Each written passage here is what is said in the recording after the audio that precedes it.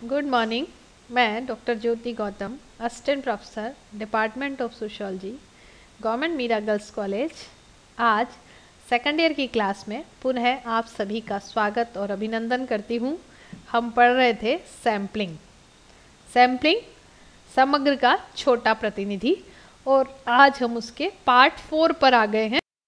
हमने उसके कई सारे पार्ट्स को समझ लिया है और उसके बाद आज हम पढ़ेंगे अप्रायिकता निदर्शन, नॉन प्रोबेबिलिटी सैम्पलिंग। हमने पहले पढ़ ली है प्रोबेबिलिटी सैम्पलिंग। प्रोबेबिलिटी और नॉन प्रोबेबिलिटी का डिफरेंस भी हम पढ़ेंगे। उससे पहले हम ये समझते हैं कि अप्रायिकता निदर्शन क्या है। अप्रायिकता निदर्शन में इकाइयों का चुनाव अनुसंधानकर्ता की इच्छा पर निर्भर करता है। अध्ययनकर्ता उन इकाइयों का चुनाव करता है जो अध्ययनकर्ता के विषय या समस्या के उद्देश्यों एवं सुविधा के अनुरूप हो। इस प्रकार के निदर्शन में संभावना एवं सहयोग का कोई महत्व नहीं होता, इसीलिए इसे असंभाविता निदर्शन कहा जाता है। अर्थात इसमें संयोग कुछ भी नहीं है, संयोग का कोई महत्व नहीं है। अनुसंधानकर्ता अपनी इच्छा से इकाइयों का चुनाव करता है, इसलिए इसको असंभाविता निदर्शन भी कहा जाता है। इसको प्रमुख रूप से 4 भागों में बांटा गया है, 4 प्रकारों में बांटा गया है। उद्देश्यपूर्ण या सविचार निदर्शन, सुविधापूर्ण निदर्शन, अभ्यंश या निर्दिष्टांश निदर्शन और स्वयं चयनित निर्वाचित निदर्शन। तो हम इन सभी को एक एक करके इनके बारे में स्टडी करेंगे कि यह क्या है। सबसे पहले हम पढ़ेंगे उद्देश्यपूर्ण या सविचार निदर्शन। उद्देश्यपूर्ण या सविचार निदर्शन, हमको नाम से ही पता चल रहा है कि इसमें इस प्रकार के निदर्शन में ज्ञान एवं विवेक के आधार पर प्रतिनिधित्वपूर्ण इकाइयों का चुनाव किया जाता है। सोच विचार कर जब हम इकाइयों का चुनाव करते हैं तो वह होता है सविचार निदर्शन। एडोल्फ जेनसन ने भी कहा है, सविचार निदर्शन से तात्पर्य इकाइयों के समूह को इस प्रकार चुनने से है कि चुने हुए वर्ग मिलकर जहाँ तक हो सके वही औसत या अनुपात प्रदान करें जो समग्र में है। तो इस प्रकार हम सोच समझकर उन इकाइयों का चुनाव कर लेते हैं जो हमारे समग्र का प्रतिनिधित्व करती है। और इसके लिए क्या आवश्यक है कि हमें निदर्शन को समग्र जैसा प्रतीत होने के लिए कुछ उसमें ध्यान रखने की बातें हैं, कुछ आवश्यक विशेषताएं हैं जो हमें ध्यान रखनी चाहिए। एक तो यह देखने का यथासंभव प्रयास किया जाना चाहिए कि उन सभी विशेषताओं के संदर्भ में जो अध्ययन के लिए महत्वपूर्ण है, निदर्श इकाइयों के सम्मिलित औसत वैसे ही हो जैसे कि समग्र में हो। निदर्शन का चुनाव समग्र में उसकी फ्रीक्वेंसी पर भी निर्भर किया जाना चाहिए। निदर्शन के चुनाव में यह भी ध्यान रखा जाना चाहिए कि इसमें पाई जाने वाली परिवर्तनशीलता समग्र की परिवर्तनशीलता के समान हो। तो इस प्रकार सविचार निदर्शन पूर्णतया समग्र को प्रतिनिधि करने वाला होना, समग्र को समझाने वाला होना चाहिए, बिल्कुल समग्र के अनुसार होना चाहिए। इस सविचार निदर्शन के कुछ विशेषताएं हैं जो इस प्रकार हैं कि इसमें पक्षपात की संभावना थोड़ी ज़्यादा होती है, क्योंकि अध्ययनकर्ता स्वयं सोच समझ के इसमें इकाइयों का चयन करता है। एक इसमें अध्ययन के उद्देश्यों की पूर्ति करने वाले निदर्शनों का चुनाव किया जाता है, अर्थात इकाइयों को अध्ययन की उद्देश्यों के आधार पर चुना जाता है। इसमें अनुसंधानकर्ता समग्र की विशेषताओं से पूर्व परिचित होता है, तो चुनाव करते समय वह अध्ययन की दृष्टि से लाभप्रद इकाइयों को ही चुनता है। तो जब सविचार निदर्शन की ये विशेषताएं हैं तो इसके कुछ महत्वपूर्ण लाभ भी हैं कि एक तो यह कम खर्चीली विधि है। इसके अंदर क्योंकि सोच विचार कर इकाइयों का चयन किया जाता है तो यह कम खर्चीली विधि है। सेकंड, यह अधिक प्रतिनिधित्वपूर्ण निदर्शन है। इसमें अधिक प्रतिनिधिपूर्ण तरीके से निदर्शन का चुनाव किया जाता है। नेक्स्ट विशेषता, नेक्स्ट लाभ है पूर्वगामी अध्ययनों में विशेष लाभकारी। सविचार निदर्शन पूर्वगामी अध्ययनों में विशेष लाभप्रद रहता है। इस विधि का प्रयोग वहाँ अधिक उपयोगी होता है जब समग्र की कुछ इकाइयों को चुना जाना विशेष रूप से उपयोगी हो, अर्थात समग्र में से कुछ इकाइयाँ ऐसी हों जिनका चुना जाना तो बहुत ही लाभकारी होगा हमारी रिसर्च के लिए, तो तब हमें सविचार निदर्शन को जरूर फॉलो करना चाहिए। सविचार निदर्शन का ही प्रयोग किया जाना चाहिए।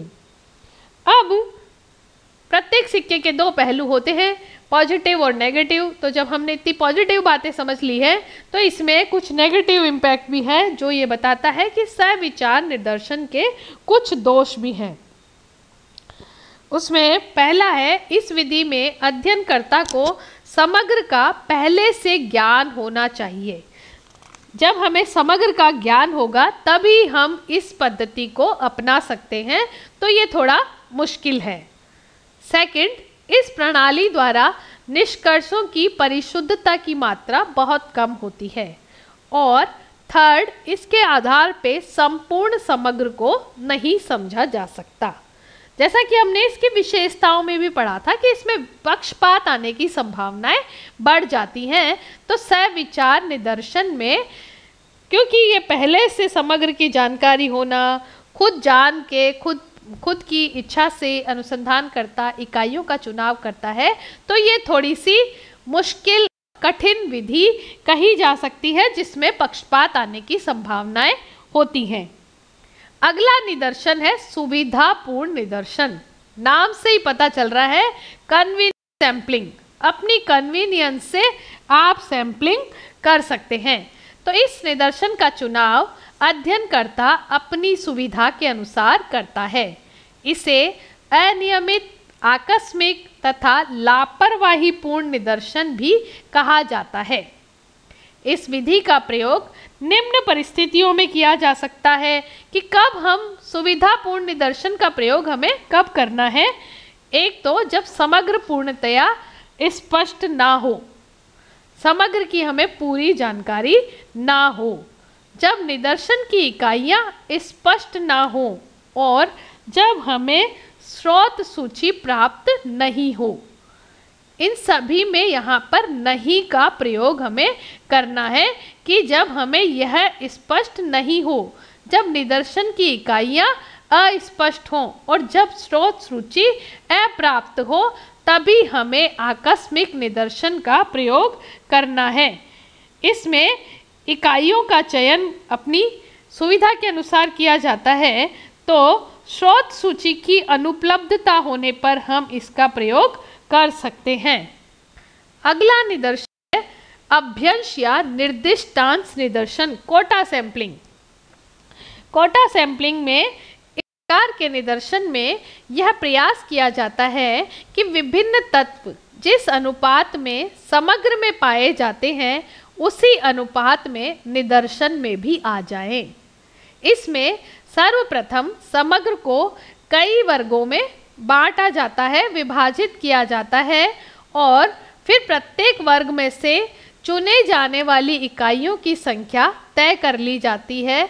इस संख्या को ही निर्दिष्टांश अभ्यंश कहा जाता है।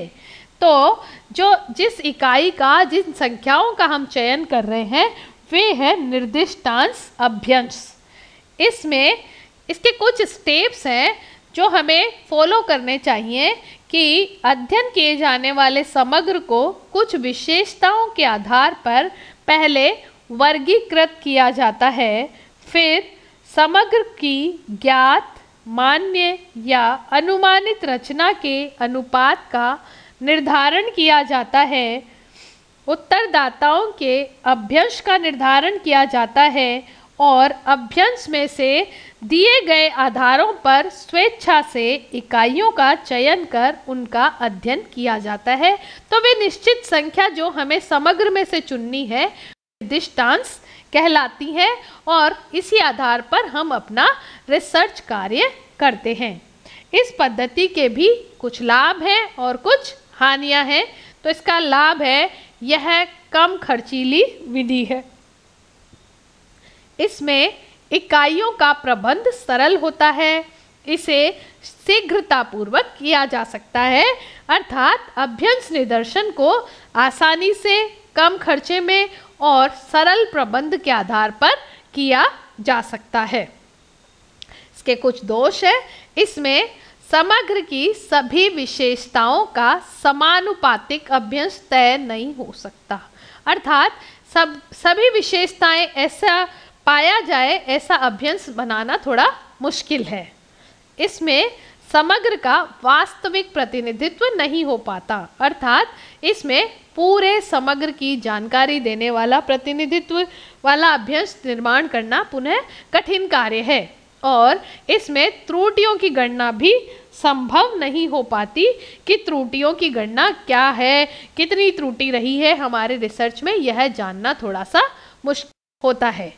अगले निदर्शन का प्रकार है स्वयं चयनित निर्वाचित निदर्शन, सेल्फ सेलेक्टेड सैंपलिंग।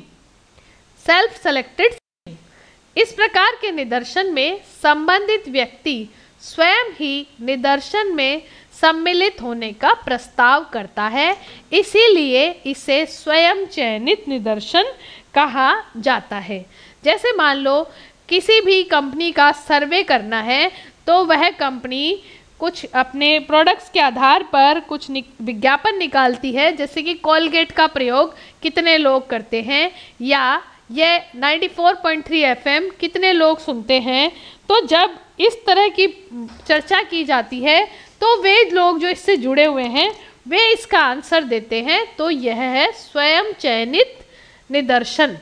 व्यक्ति खुद अपने आप से इसमें सम्मिलित होता है कि क्या आप 94.3 FM चैनल सुनते हैं, वह आपको कैसा लगता है। तो इसमें जो सुनने वाले व्यक्ति हैं वह स्वयं चयनित होकर इस निदर्शन का निर्माण करते हैं। तो इस प्रकार देखा कि अप्रायिकता असंभाविता निदर्शन के 4 प्रकार हैं। असंभाविता निदर्शन से तात्पर्य है कि इसमें संयोग का कोई महत्व नहीं है, यह आकस्मिक रूप से किया जा सकता है। और इसके 4 प्रकार हैं उद्देश्यपूर्ण या सविचार निदर्शन, सुविधापूर्ण निदर्शन, अभ्यंस निदर्शन और स्वयं चयनित निदर्शन, जिसे अनुसंधानकर्ता अपनी जानकारी और अपने अध्ययन के उद्देश्यों के आधार पर निर्माण करता है और इस निदर्शन के आधार पर अपना रिसर्च कार्य करता है। आज ये अपना सैम्पलिंग वाला पार्ट लगभग पूरा होने वाला है, जिसमें हमने प्रायिकता और प्रोबेबिलिटी सैम्पलिंग एवं नॉन प्रोबेबिलिटी सैम्पलिंग के विभिन्न टाइप्स के बारे में स्टडी किया है। कल हम पढ़ेंगे निदर्शन की प्रमुख समस्याएं क्या है। जब हम कोई भी निदर्शन चुनते हैं, समग्र में से छोटा प्रतिनिधि चुनते हैं, तो उसमें हमें क्या क्या प्रॉब्लम्स आ सकती हैं और क्या क्या हमें ध्यान रखने वाली बात है। इसके साथ ही हमारा ये चैप्टर कंप्लीट हो जाएगा। तो आप सभी को ये चैप्टर समझ आ रहा होगा, रिसर्च वाला पूरा पार्ट समझ आ रहा होगा। अब तक हमने अनुसंधान के विभिन्न चरणों से लेकर अनुसंधान के लिए इकाइयों के चयन तक का अध्ययन कर लिया है। Thank you very much. आप घर बैठे ही इन वीडियोस के साथ में अपनी सेकंड ईयर की तैयारी कंटिन्यू रखेंगे और जैसे ही हमारा लॉकडाउन या अनलॉक वाला पीरियड वापस कॉलेज आने की तरफ मूव करेगा, हम मिलेंगे। Thank you very much. तब तक के लिए